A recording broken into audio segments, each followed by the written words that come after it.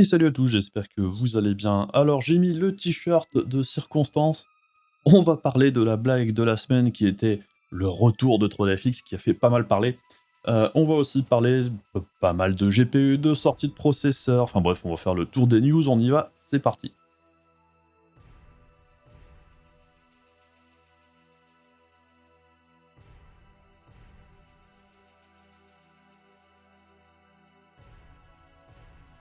Alors on commence avec cette fameuse blague qui a fait le tour cette semaine et qui a fait pas mal parler. C'était soi-disant le retour de 3DFX sur le marché.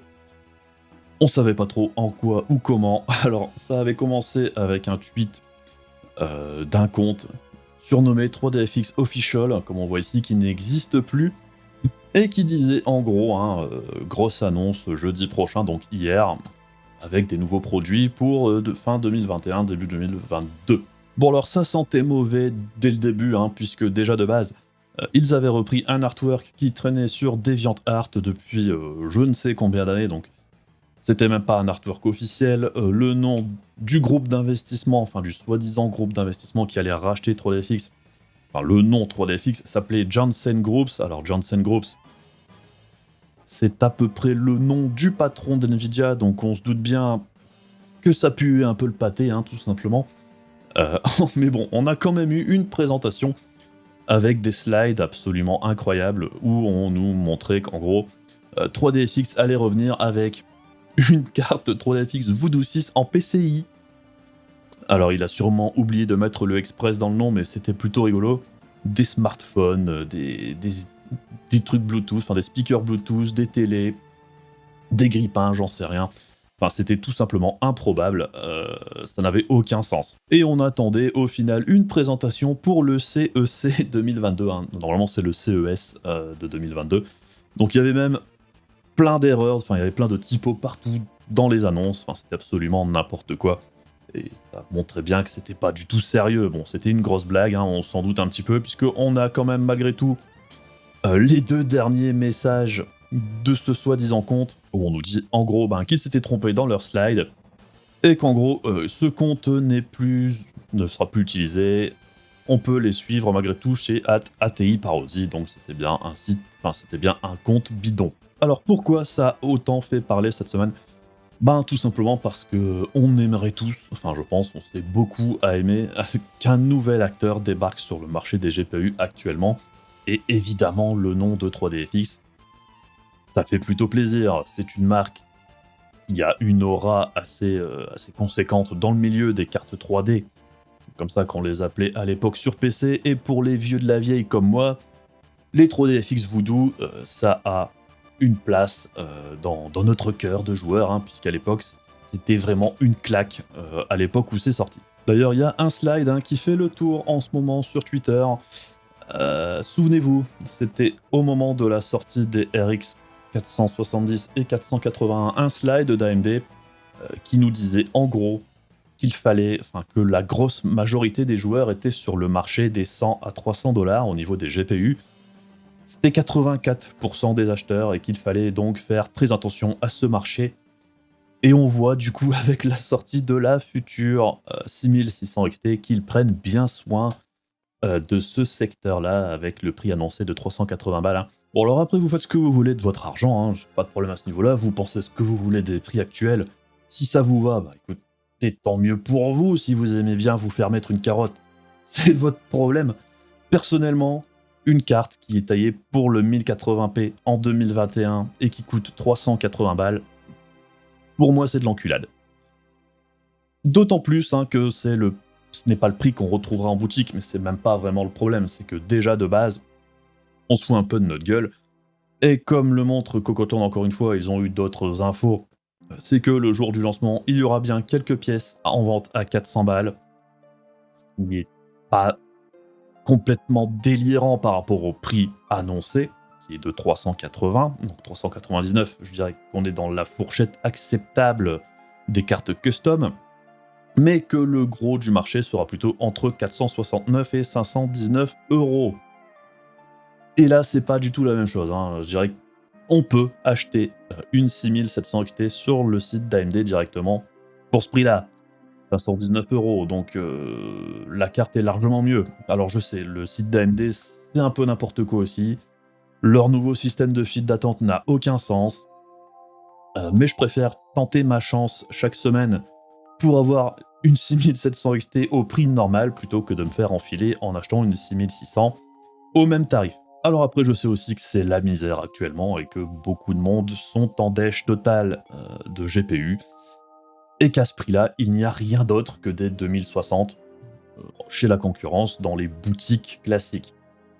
Et effectivement, quand on met cette 6600 XT en face d'une 2060, il n'y a pas photo, ça n'en fait pas une bonne affaire. Alors on continue avec les voleurs, avec EVGA, souvenez-vous, on a parlé d'eux il y a pas très longtemps, avec certains modèles de leur GPU qui cramaient en jouant à New World, principalement ceux basés sur le GA102 et tout particulièrement les RTX 3090. Et au niveau du SAV, généralement chez EVGA, le SAV est plutôt bon au global, et on vous propose une option, c'est de renvoyer un GPU, vous payez une caution, et EVGA, avant même d'avoir reçu ce GPU, vous en renvoie un autre. Généralement, le prix de la caution, c'est le prix du GPU normal. C'est plutôt logique, ils vont pas vous envoyer un nouveau GPU gratuitement sans être sûr de recevoir le vôtre, tout en ne vous demandant rien. Donc généralement, ce qui se passe, c'est que vous renvoyez un GPU qui vaut par exemple 800 balles, on vous demande 800 balles de caution, plutôt logique. Le problème, c'est qu'actuellement, EVGA, en gros, vous demande un prix absolument délirant. Pour envoyer par exemple une 3080, on vous demande 1728 € au lieu des 800, 900 qu'elle coûte normalement. Pourquoi? On ne sait pas, mais tout le monde n'a pas forcément la capacité de envoyer une caution qui coûte le double du prix d'un GPU. 2000 balles de caution quasiment, ça fait un peu mal au cul. Alors, je veux bien que la situation est exceptionnelle, que c'est un petit peu délirant actuellement dans tous les sens, mais là, c'est abusé, hein, tout simplement. Carton rouge hein, pour EVGA. Pour le coup, c'est un peu se foutre de la gueule du monde, encore une fois. Alors après, on peut passer par le SAV classique, c'est-à-dire qu'on renvoie la carte à nos frais, on attend une semaine, 2 semaines, qu'ils nous en renvoient une autre. Bon, généralement, chez EVGA, c'est plutôt rapide. Mais bon, des situations comme ça où on vous demande plus de 2 fois le prix de votre carte en caution, enfin moi je trouve ça aberrant. Alors on continue vite fait avec quelques annonces de cartes intéressantes je trouve pour ceux qui font des petits PC. Les petits PC, c'est plutôt cool. On a plusieurs modèles qui arrivent et il y a un petit retour des modèles mini ITX voire ITX, ce qui est plutôt une bonne chose puisque sur cette génération de GPU, on est plutôt sur la surenchère au niveau de la taille, au niveau des refroidissements. Bon, on a des modèles chez Colorful, alors Colorful c'est plutôt une marque chinoise, mais ça fait plaisir quand même de voir malgré tout qu'il y ait des cartes qui soient conçues en ITX classique. Donc ça reprend un petit peu le design des Founders Edition dans l'idée. Alors après je ne sais pas ce que ça donne au niveau des performances, mais au niveau du design brut c'est un peu la même chose. On a aussi une carte toujours chez Colorful en mini ITX ce coup-ci, mais là c'est une 3060, là où sur le modèle précédent c'était les 3060 Ti, 3070. Donc là, mini ITX, pour une 3060, c'est plutôt correct, ça devrait être relativement discret dans l'ensemble. Et ça fait plutôt plaisir de voir des cartes au format mini ITX, hein, ça commençait à manquer dernièrement. On avait quand même pas grand chose à se mettre sous la dent. Et on a aussi les 6600 XT en mini ITX de la part d'ASRock, qui on l'espère auront un tarif relativement raisonnable aussi. Mais ça fait plaisir de voir arriver quelques GPU qui ne sont pas dans la surenchère et la démesure au niveau de la taille, au niveau du refroidissement, et qui passent au format mini ITX, qui est un format quand même malgré tout plutôt fun et plutôt amusant à monter.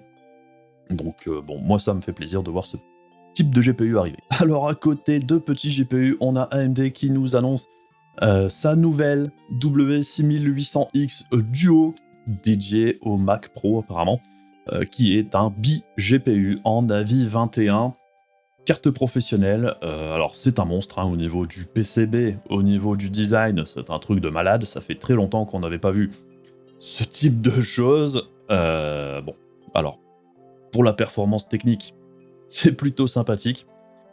Au niveau des performances, alors pour les jeux, ça doit pas être forcément très foufou. Pour les professionnels, ça a son intérêt, hein, puisque bon, en gros, Ce n'est pas un Navi 21 complet qui est utilisé ici, c'est plus de 6800 XT en gros, avec du coup 64 Go de RAM, une consommation de 400 watts.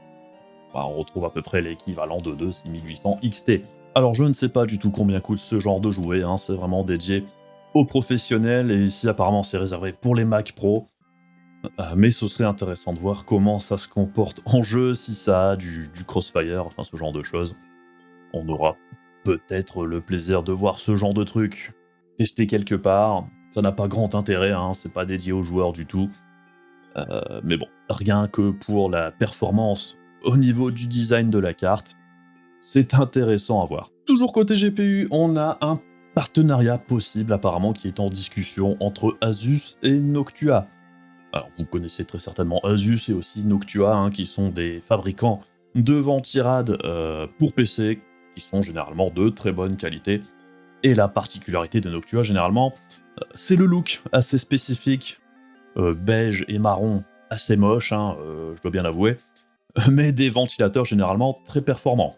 Alors, ce sont des rumeurs, on ne sait pas si ça va se faire ou pas. Ce qu'on voit ici, ce sont des renders, enfin ce sont du travail de fans suite à la rumeur, hein. Le produit final, s'il existe, ce sera très certainement complètement différent. Mais j'avoue que le produit à gauche, je sais pas s'il laid que ça. Dans le style Noctua, hein, je suis pas spécialement fan des couleurs, mais bon, pourquoi pas. Alors après un rapprochement entre les deux marques pour des produits premium, pourquoi pas, hein, ça aurait du sens. Les ventilateurs de chez Noctua sont très très bons. Pour faire des bons refroidissements en air cooling, quand on sait que les futures générations de GPU risquent de consommer énormément, ça me paraît pas déconnant. Mais bon, il y aurait peut-être même pas à attendre jusque-là, hein, puisqu'on entend parler d'une possible 3070 8 Go avec un refroidissement Noctua. On verra bien. On en entendra sûrement encore parler si ça se concrétise. Toujours en parlant de machins qui chauffent, les futurs Alder Lake de chez Intel, hein, donc la nouvelle génération de processeurs qui doit arriver pour la fin de l'année. Apparemment, au niveau des specs, on nous annonce déjà, avant même que ça sorte, hein, qu'au niveau du 12 volts, les pics de conso seraient plus importants que sur la série 11 actuelle. Quand on sait que la génération actuelle chez Intel n'est pas spécialement un foudre de guerre au niveau efficacité énergétique, bon alors la prochaine, apparemment, c'est pire. Alors c'est pas forcément dramatique, et il faut voir le bon côté des choses, hein. Si Intel rattrape effectivement les processeurs d'AMD, comme on l'a vu au niveau des benchmarks qui ont fuité dernièrement, où Intel arrivait devant même le 5950X, alors on se doute bien que pour arriver à ce niveau de performance-là, il y a très probablement besoin de pousser le processeur très haut en fréquence ou au niveau du boost, ce qui explique très probablement la consommation en hausse. Alors après, c'est pas forcément dramatique, je peux comprendre la démarche d'Intel de pousser le truc le plus haut possible pour arriver devant la concurrence. C'est toujours mieux que de voir un processeur qui consomme beaucoup comme ceux actuels, hein, la série 11, qui consomment énormément et qui font moins bien. Là au moins, ça consomme beaucoup, mais c'est mieux. Bon, je suis pas fan des trucs qui consomment énormément, mais dans la logique, c'est plutôt une bonne chose pour Intel malgré tout. D'ailleurs, tant qu'on est dans la partie chauffe consommation, j'ai vu passer ça sur Twitter, je sais plus où, les futurs kits de RAM en DDR5 apparemment chauffent plus que les kits de DDR4 actuels. Je pense, du coup, que les futures générations de processeurs, de RAM, de GPU, on va avoir des vrais petits fours à la maison, ça le fait pas. Avis perso. Pour revenir au présent, on a eu la sortie des 5700G et 5600G hier, hein, le 5 août. Bon alors sans surprise, hein, ce sont deux petits APU qui fonctionnent plutôt pas mal. Le placement tarifaire, j'en ai parlé la dernière fois, je le trouve un petit peu élevé, même si ce sont des processeurs qui ont des performances plutôt correctes, mais personnellement, acheter un 5700G au tarif de 360$, et le 5600G, c'est un peu plus raisonnable. Personnellement, j'aurais trouvé le 5300G plus intéressant s'il avait été mis en vente au prix de 160$. Alors effectivement, c'est du 4 core, 8 threads, mais pour patienter, ça avait plus de sens pour moi d'acheter un petit processeur comme ça, quitte à upgrader plus tard pour un processeur non G plus puissant, tout en achetant un GPU normal par la suite. plutôt que d'acheter un 5700G avec cette APU, enfin cette partie graphique pour patienter, pour faire un upgrade plus tard. Bon, alors après chacun fait comme il veut. Personnellement, on trouve par exemple le Ryzen 3 4300GE qui est aussi un 4 core 8 threads. 165 € chez LDLC, 160 sur la boutique hardware, légèrement moins cher. C'est un peu une alternative au 5300G qui n'est pas sorti. Personnellement, j'en ai acheté un, j'en suis plutôt content pour ce que j'en fais à côté sur un autre PC. Ça fait le taf, le prix est correct. Par contre, au niveau du tarif, chez LDLC, des 5600G et 5700G, voilà, hein, le 5600G chez LDLC, c'est 315 balles. La taxe LDLC, hein, comme d'habitude, puisque, pour rappel, le prix normal du 5600G, c'est 260. Donc on a une légère augmentation. Et pour le 5700G, c'est pareil, 420 balles. C'est plus cher que le 5800X. Alors je sais qu'il y a une petite partie graphique intégrée, mais bon. Ce qui est plutôt rigolo, c'est qu'à côté de ça, on a chez Rue du Commerce le 5600G à 290 balles, ce qui est beaucoup plus raisonnable. Et le 5700G à 400, ce qui est légèrement mieux, mais pas beaucoup mieux. Mais on peut trouver tout ça sur le site d'AMD directement. Et c'est là que c'est le moins cher, hein, puisque du coup, on a le tarif normal avec le 5600G à 262 €. Alors il faut rajouter des frais de port, hein, c'est 10-15 balles, je sais plus. Pareil pour le 5700G. Donc, comme bien souvent en ce moment, hein, il faut aller à la source directement si vous voulez acheter ces deux nouveaux processeurs.